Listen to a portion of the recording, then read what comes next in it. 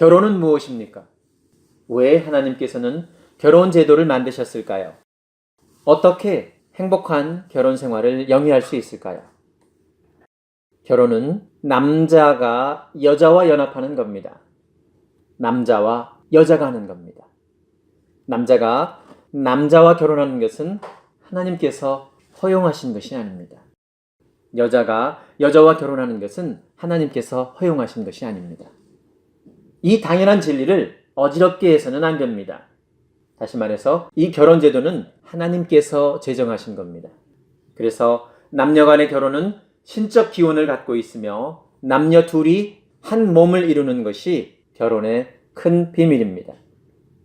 남자가 부모를 떠나 아내와 합하여 한 몸을 이루는 것, 즉 남자가 독립해서 여자와 결혼하고 남녀 둘이 하나가 되는 것은 결혼의 세 가지 원칙을 보여줍니다. 창세기 2장 24절은 참으로 오묘한 진리가 담겨져 있는 말씀입니다. 이 말씀은 그리스도와 교회의 관계를 말해주기도 합니다. 에베소서 5장 31절 32절에서는 신랑과 신부가 한 몸을 이루는 것을 그리스도와 교회에 비유하고 있습니다.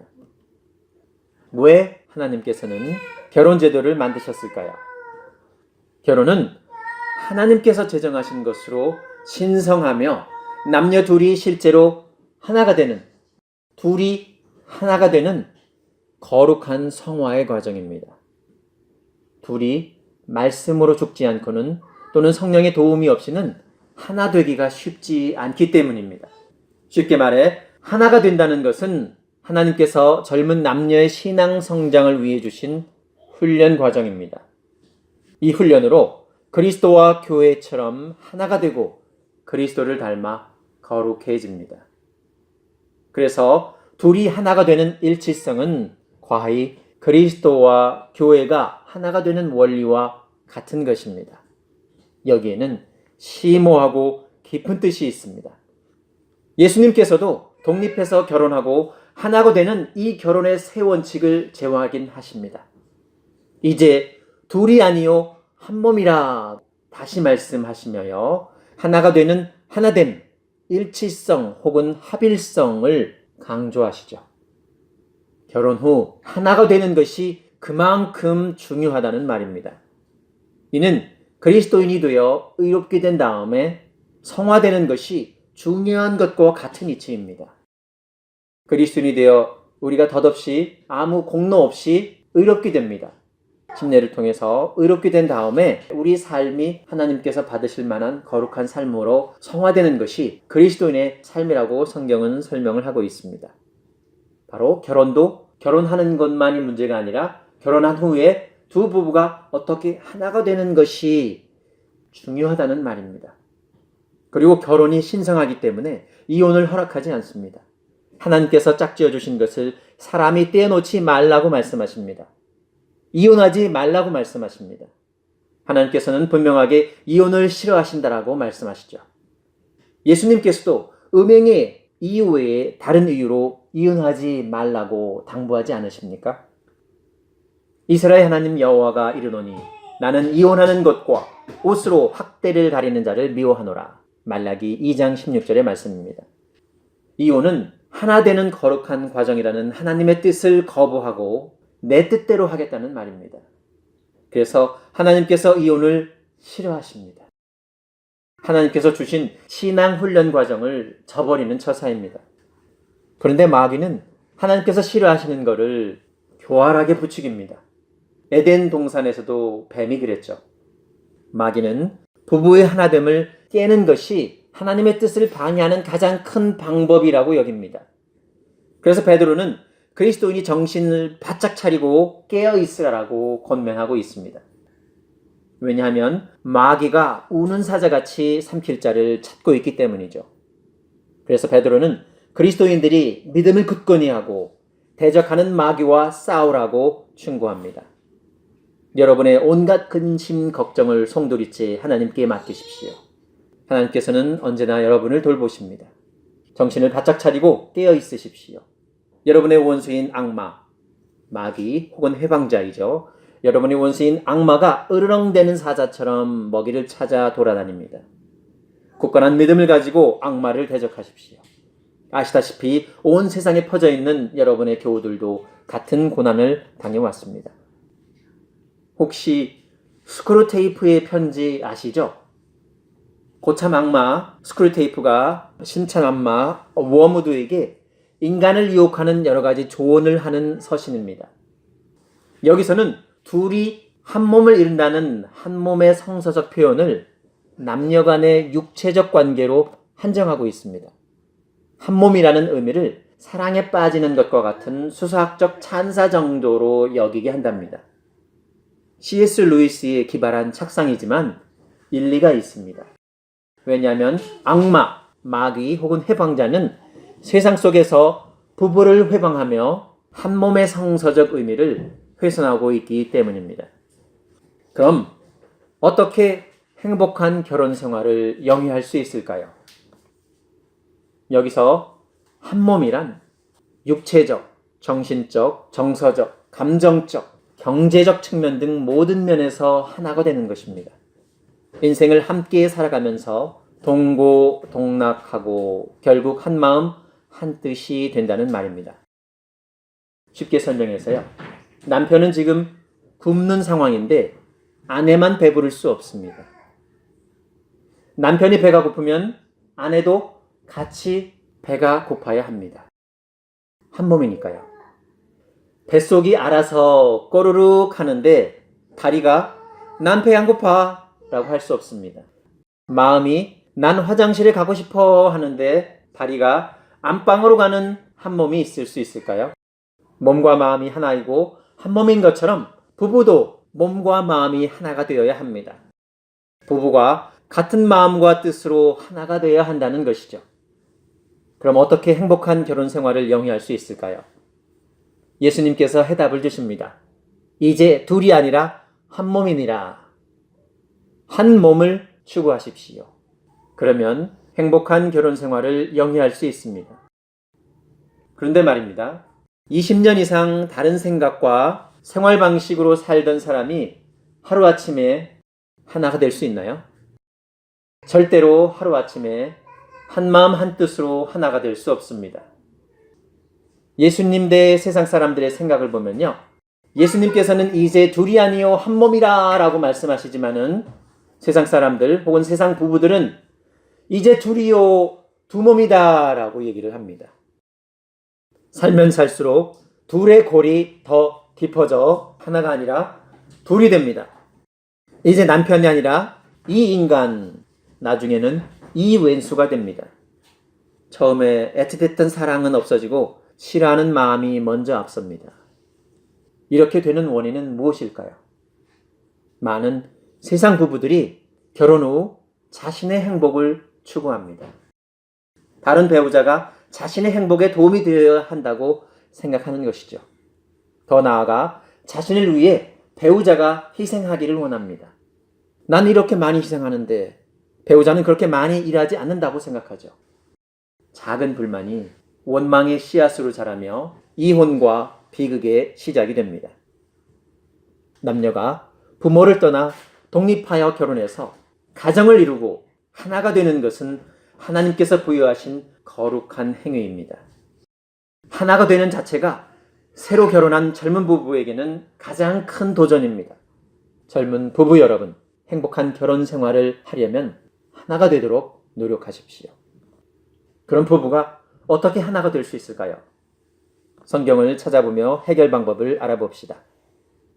먼저 부부가 그리스도인이 아니라면은 배우자의 한쪽이라도 그리스도인이 아니라면은 그리스도인이 되어 성령을 받으십시오. 죄 사함을 받으십시오.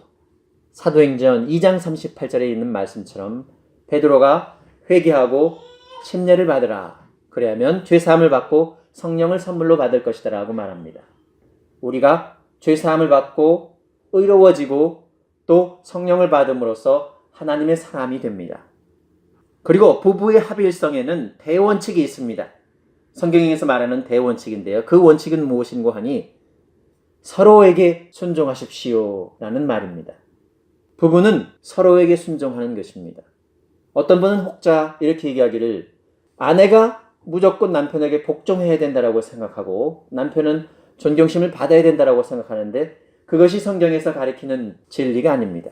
성경에서는 분명하게 에베소서에서 아내와 남편의 조건을 말하기 전에 피차간에 복종하라라고 말하고 있습니다. 서로에게 순종하십시오. 그것이 부부가 하나가 되는 대원칙입니다. 영어로 말하면 mutual submission입니다.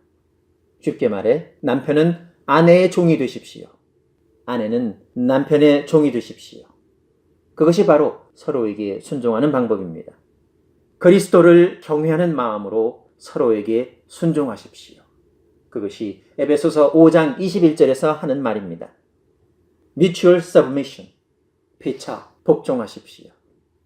특히 아내에게 있어서는 순종이라는 말은 사랑의 다른 표현 방법입니다. 무조건 남편에게 순종하는 것이 어떤 이득을 준다라고 생각해서 순종하는 것이 아니라 그 순종이라는 것이 특히 여인에게 있어서는 내가 정말로 당신을 사랑합니다 라는 또 다른 사랑의 표현 방법입니다. 내가 사랑하기 때문에 나를 내세우지 않고 배우자의 의도대로 순순히 따르는 것입니다. 그것이 바로 순종입니다.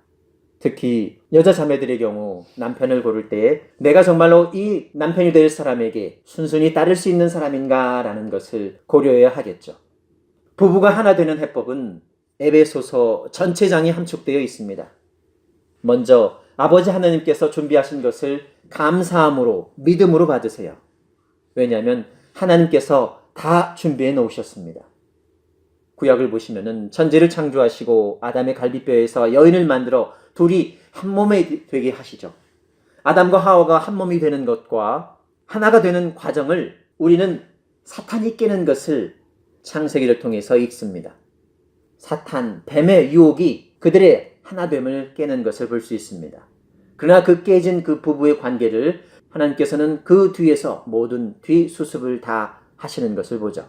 그래서 결국 예수 그리스도를 보내시고 그들의 아들로 인하여 우리들이 당신의 자녀들이 되게 해주신 것을 보게 됩니다. 찬송하리로다. 하나님 곧 우리 주 예수 그리스도의 아버지께서 그리스도 안에서 하늘에 속한 모든 신령한 복을 우리에게 주시되 그렇게 우리에게 신령한 복을 주셨기 때문에 하늘에 속한 모든 신령한 복을 그리스도 안에서 우리에게 주셨기 때문에 우리는 더 필요한 신령한 복이 없습니다. 왜 그렇게 하셨냐 하면요. 우리로 사랑 안에서 그 앞에 거룩하고 흠이 없게 하시려고 하신 겁니다. 그리고 예수 그리스도로 말미암아 자기의 아들들이 되게 하셨고요. 또 그의 피로 말미암아 속량 곧 죄사함을 받게 하셨습니다. 그 뜻의 비밀을 우리에게 알리신 것이요 그의 기뻐하심을 따라 그리스도 안에서 때가 찬 경륜을 위하여 예정하신 것이니 하늘에 있는 것이나 땅에 있는 것이 다 그리스도 안에서 통일되게 하려 하십니다. 그 안에서 너희도 진리의 말씀 곧 너희 구원의 복음을 듣고 그 안에서 또한 믿어 약속의 성령으로 인치심을 받았으니 이는 우리 기업의 보증으로 되사 그 얻으신 것을 속량하시고 그의 영광을 찬송하게 하려 하십니다 라고 말합니다. 여기서 특히 우리는 약속의 성령을 받아서 하나님의 사람이라는 인치심을 받았습니다.